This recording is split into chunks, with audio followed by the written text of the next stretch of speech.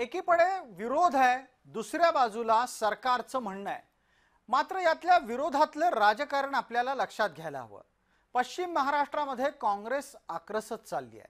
शरद पवार आणि अजित पवार यांचं तगडं आव्हान आत्तापर्यंत काँग्रेसला पश्चिम महाराष्ट्रात होतंच. त्याच्या पलीकडे जाऊन आत्ताच्या घडीला आता भाजप आणि शिवसेनेचं आव्हान सुद्धा काँग्रेसला पेलावं लागतंय. आणि म्हणूनच शक्तीपीठच्या निमित्तानं का होईना काँग्रेस स्वतःची संघटना जिवंत करायचा प्रयत्न करते. हे सगळं राजकीय दृष्ट्या पक्ष म्हणून काँग्रेस बाबत झालं. दुसऱ्या बाजूला राजू शेट्टी गेल्या काही निवडणुकांमध्ये सातत्यानं पराभवाचा सामना करतायत.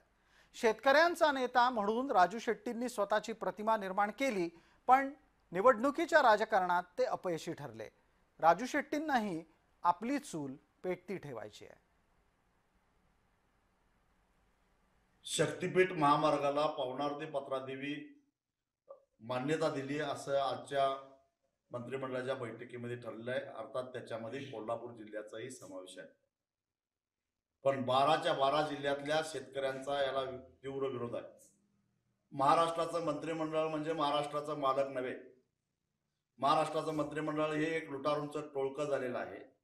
30,000 कोटीमध्ये तयार होणारा रस्ता 86,000 कोटीमध्ये करून 50,000 कोटी रुपयाची लूट त्यांना करायची आहे. पण आम्ही शेतकरी ते होऊन देणार नाही. लोकसभेच्या निवडणुकीच्या आधीपासून आम्ही या आंदोलनामध्ये आहोत. या 12 जिल्ह्यातल्या लोकांना हा शक्तीपीठ महामार्ग नको आहे. कारण की एक्झिस्टिंग रोड असताना या नव्या रस्त्याची गरज काय असा प्रश्न या 12 जिल्ह्यातल्या लोकांना. आणि म्हणून आमची सरकारला विनंती, आम्ही सातत्यानं विरोध करतोय. आम्ही विकासाच्या उलटे नाही आहोत, परंतु हा गरज नसलेला विकास महाराष्ट्राला नको आहे. त्यामुळे सरकारनं पुन्हा एकदा फेर विचार या महामार्गाचा करावा. कोल्हापूर सांगलीमध्ये पुराचा प्रचंड धोका